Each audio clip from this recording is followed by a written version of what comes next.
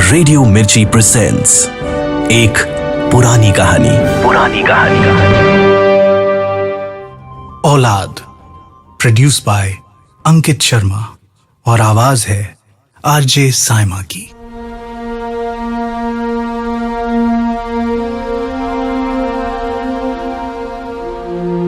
जब जुबैदा की शादी हुई तो उसकी उम्र 25 बरस की थी। उसके माँ बाप तो ये चाहते थे कि 17 बरस के होते ही उसका ब्याह हो जाए, मगर कोई मुनासिब रिश्ता मिलता ही नहीं था। अगर किसी जगह बात तय हो जाती तो कोई ऐसी मुश्किल पैदा हो जाती कि रिश्ता मुमकिन न हो पाता। आखिर जब जुबैदा 25 बरस की हो गई तो उसके बाप ने एक ऐसे इंसान से उसकी शादी कर दी जिसकी बीवी अल्लाह को प्यारी हो चुकी थी। उसकी उम्र 35 बरस के करीब करीब थी, या शायद इससे भी ज्यादा हो। साहिबे रोजगार था, हर दिन आमदनी आ जाती थी। मार्केट में कपड़े की थोक फरोशी की दुकान थी, हर महीने 500-600 रुपए कमा लेता था। जुबैदा बड़ी बात मानने वाली लड़की थी। उसने अपने वालिदैन का फैसला मंजूर कर लिया, चुनांचे शादी हो गई और वो अपने ससुराल चली गई। उसका शौहर, जिसका नाम इल्मुद्दीन था, बहुत शरीफ और मोहब्बत करने वाला साबित हुआ। वो जुबैदा के हर आराम का ख्याल रखता। कपड़ों की कोई कमी नहीं थी, हालांकि दूसरे लोग उनके लिए तरसते थे।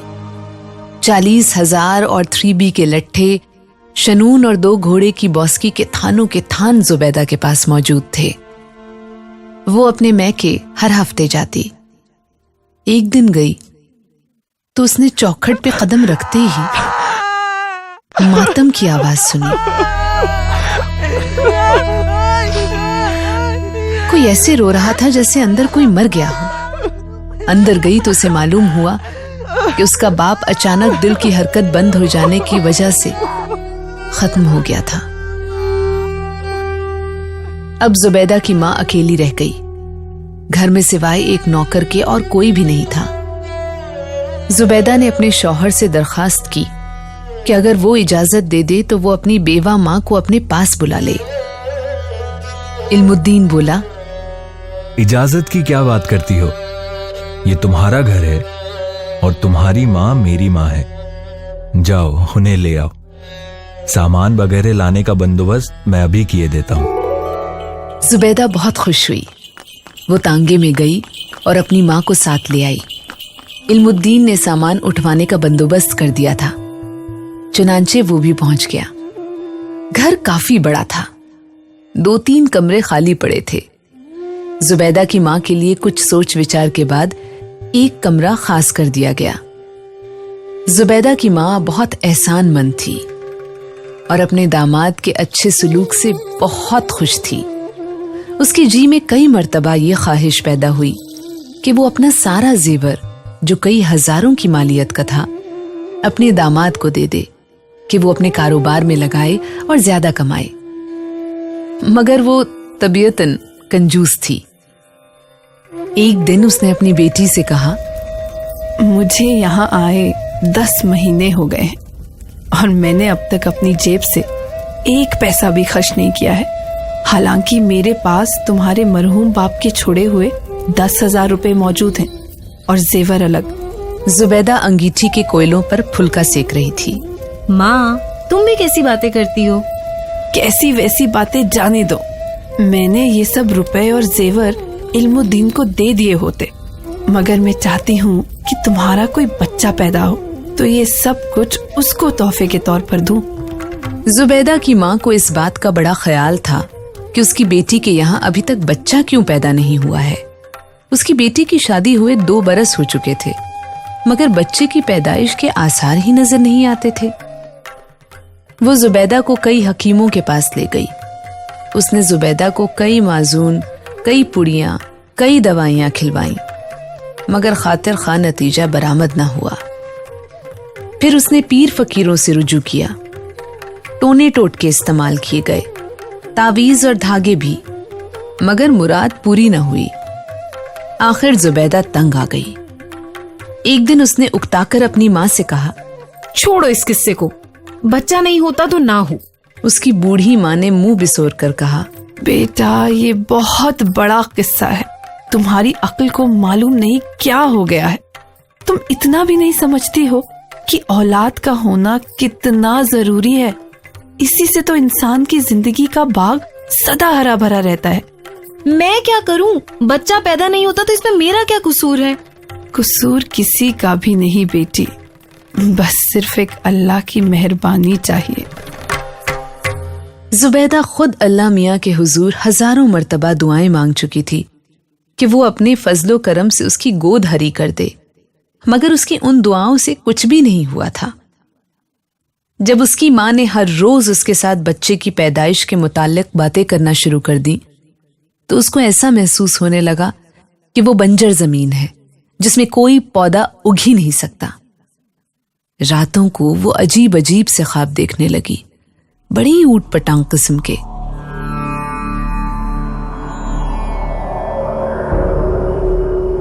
कभी वो देखती कि वो एक विशाल रेगिस्तान में खड़ी है और उसकी गोद में एक गुल गोथना सा बच्चा है जिसे वो हवा में इतने जोर से उछालती है कि वो आसमान तक पहुंचकर गायब हो जाता है। कभी वो देखती कि वो ऐसे बिस्तर में लेटी हुई है जो नन्हे मुन्ने बच्चों के जिंदा गोश्त से बना हुआ है। ऐसे ख्वाब देख देख कर उसका दिलो दिमाग परेशान हो गया था, अपना संतुलन खो बैठा था। एक दिन बैठे बैठे उसके कानों में किसी बच्चे के रोने की आवाज आई। उसने अपनी माँ से कहा, ये किसका बच्चा रो रहा है? उसकी माँ ने अपने कानों पर जोर देकर बच्चे के रोने की आवाज सुनने की कोशिश की और जब उसे कुछ सुनाई न दिया तो उसने कहा, कोई बच्चा रो नहीं रहा है। नहीं माँ, रो रहा है, बल्कि रो रो के उसकी बुरी हालत हो गई है। या तो मैं बहरी हो गई हूँ या तुम्हारे कान बजने लगे हैं।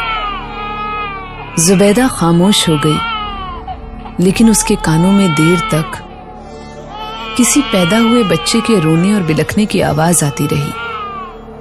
उसने कई बार यह भी महसूस किया कि उसकी छातियों में दूध उतर रहा है, मगर उसने इस बात का जिक्र अपनी मां से ना किया। जब वो अंदर अपने कमरे में थोड़ी देर आराम करने के लिए गई तो उसने कमीज उठाकर देखा कि उसकी छातियां उभरी हुई हैं। बच्चों के रोने की आवाजें उसके कानों में अक्सर टपकती रहती। वो समझ गई थी कि ये सब वहम है। हकीकत सिर्फ ये है कि उसके दिलो दिमाग पर हर वक्त हथौड़े पड़ते रहते हैं कि उसके बच्चा क्यों नहीं होता, और वो खुद भी बड़ी शिद्दत से वो खालीपन महसूस करती है जो किसी ब्याही औरत की जिंदगी में नहीं होना चाहिए। वो बहुत उदास रहने लगी।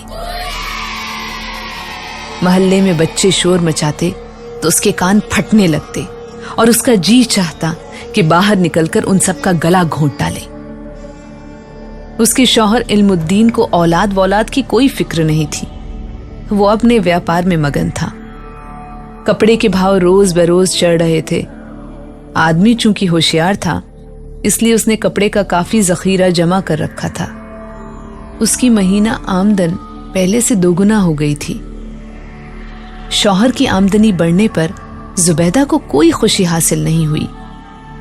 जब उसका शौहर उसको नोटों की गड्डी देता तो वो उसे अपनी झोली में डालकर देर तक लोरी देती रहती। फिर वो उसे उठाकर किसी ख्याली झूलने में बिठा देती। एक दिन इल्मुद्दीन ने देखा कि वो नोट जो उसने अपनी बीवी को लाकर दिए थे दूध की पतीली में पड़े हुए हैं। वो बहुत हैरान हुआ कि वो वहां कैसे पहुंच गए। उसने जुबैदा से पूछा, ये नोट दूध की पतीली में किसने डाले हैं? बच्चे बड़े शैतान हैं, ये हरकत उन्हीं ने की होगी। लेकिन यहाँ बच्चे कहाँ हैं? आप भी कैसी बातें करते हैं? क्या हमारे यहाँ बच्चे नहीं हैं? अभी स्कूल से वापस आते होंगे, उनसे पूछूंगी कि ये हरकत किसने की है। इल्मुद्दीन समझ गया कि उसकी बीवी के दिमाग की हालत ठीक नहीं, लेकिन उसने अपनी सास से इस बात का जिक्र न किया कि वो समझता था वो बहुत कमजोर औरत है। वो दिल ही दिल में जुबैदा की दिमागी हालत पर अफसोस करता रहा, मगर उसका इलाज उसके बस में नहीं था। उसने अपने कई दोस्तों से मशवरा किया। उनमें से चंद ने उससे कहा कि वो जुबैदा को पागल खाने में दाखिल करा दे, मगर पागल खाने के ख्याल ही से उसे वहशत होती थी। उसने दुकान पर जाना छोड़ दिया। वो सारा वक्त घर रहता और जुबैदा की देखभाल करता। उसको ये डर भी रहता कि कहीं किसी रोज वो कोई खतरनाक हरकत न कर बैठे। इल्मुद्दीन के घर पर हर वक्त मौजूद रहने से जुबैदा की हालत किसी कदर दुरुस्त हो गई, लेकिन उसको इस बात की बहुत फिक्र थी कि दुकान का कारोबार कौन चला रहा है और कहीं वो आदमी जो कारोबार चला रहा है धोखा तो नहीं कर रहा। उसने कई मर्तबा अपने शौहर से कहा, तुम दुकान पर क्यों नहीं जाते? जानम, मैं काम करते करते थक गया हूँ, अब थोड़े दिन आराम करना चाहता हूँ। मगर दुकान किसके सुपुर्द है? नौकर है, वो सब काम करता है। वो ईमानदार तो है ना? हाँ हाँ, बहुत ईमानदार है, दमड़ी दमड़ी का हिसाब देता है। तुम क्यों फिक्र करती हो? मुझे क्यों फिक्र ना होगी? बाल बच्चेदार हूँ, मुझे अपना तो कुछ ख्याल नहीं, लेकिन उनका तो है। अगर आपका नौकर आपका रुपया मार ले गया तो ये समझे कि बच्चों का। जुबैदा, उनका अल्लाह मालिक है। वैसे मेरा नौकर बहुत वफादार और ईमानदार है, तुम्हें फिक्र नहीं करनी चाहिए। मुझे अपनी तो कोई फिक्र नहीं, लेकिन माँ को अपनी औलाद के बारे में तो सोचना पड़ता है ना। इल्मुद्दीन की आंखों में आंसू आ गए। इल्मुद्दीन परेशान था कि क्या करे। जुबैदा सारा दिन अपने ख्याली बच्चों के कपड़े सीती रहती, उनके लिए ऊनी स्वेटर बुनती रहती, उनकी जुराबें धोती रहती। कई बार उसने अपने शौहर से कहकर अलग अलग साइज की छोटी छोटी सैंडलें मंगवाई, जिनको वो हर सुबह पॉलिश करती। इल्मुद्दीन सब कुछ देखता और उसका दिल रोने लगता। वो सोचता कि शायद उसको उसके गुनाहों की सजा मिल रही है। उसके गुनाह क्या थे, इसका इल्म उसको नहीं था। एक दिन इल्मुद्दीन का एक दोस्त उससे मिला। उसका दोस्त बहुत परेशान था। इल्मुद्दीन ने अपने दोस्त से उसकी परेशानी की वजह पूछी तो उसने बताया कि उसका एक लड़की से प्रेम संबंध हो गया था और अब वो गर्भवती हो गई है। बच्चे को कोख में ही खत्म करने के तमाम जरिए इस्तेमाल किए गए हैं, मगर कामयाबी नहीं हुई है। इल्मुद्दीन ने कहा, देखो, अबॉर्शन की कोशिश ना करो, बच्चा पैदा होने दो। उसके दोस्त ने, जिसे होने वाले बच्चे से कोई दिलचस्पी नहीं थी, कहा, मैं बच्चे का क्या करूंगा? तुम मुझे दे देना। बच्चा पैदा होने में अभी कुछ दिन थे। इस दौरान में इल्मुद्दीन ने अपनी बीवी जुबैदा को यकीन दिलाया कि वो गर्भवती है और 1 महीने के बाद उसके बच्चा पैदा हो जाएगा। जुबैदा बार बार कहती, मुझे अब ज्यादा औलाद नहीं चाहिए, पहले ही क्या कम है? इल्मुद्दीन खामोश रहता। उसके दोस्त की प्रेमिका के लड़का पैदा हुआ तो उसने उसे जुबैदा के पास लिटा दिया जो सो रही थी, और फिर उसे जगाकर कहा, जुबैदा, तुम कब तक बेहोश पड़ी रहोगी? देखो, तुम्हारे पहलू में क्या है? जुबैदा ने करवट ली और देखा कि उसके साथ एक नन्हा मुन्ना बच्चा लेटा हाथ पांव मार रहा है। इल्मुद्दीन ने कहा, लड़का है। अब खुदा के फजलो करम से हमारे 5 बच्चे हो गए हैं। ये लड़का कब पैदा हुआ? सुबह 7 बजे। और मुझे इसका इल्म ही नहीं। मेरा ख्याल है दर्द की वजह से मैं बेहोश हो गई थी। हाँ, ऐसी ही कुछ बात थी, लेकिन अल्लाह के फजलो करम से सब ठीक हो गया है।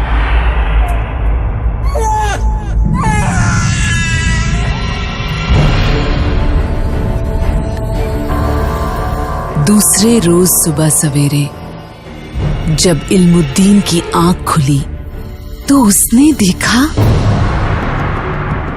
कि जुबैदा लहू लुहान है। उसके हाथ में इल्मुद्दीन का कट थ्रोट उस तरह है और वो अपनी छातियां काट रही है। इल्मुद्दीन ने आगे बढ़कर जुबैदा के हाथ से उस तरह छीन लिया। ये क्या कर रही हो तुम? जुबैदा ने अपने पहलू में लेटे हुए बच्चे की तरफ देखा और कहा,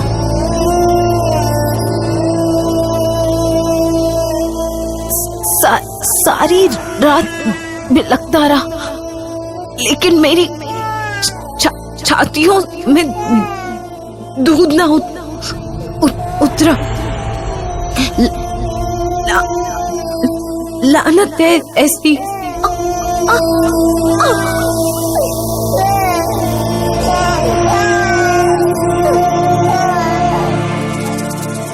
इससे आगे वो और कुछ न कह सकी।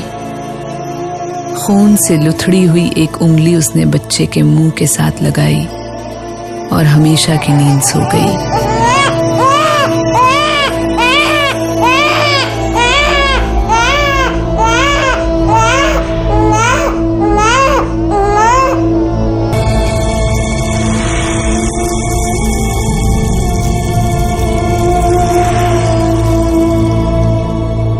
मोहताज है एक औरत की पहचान आज भी।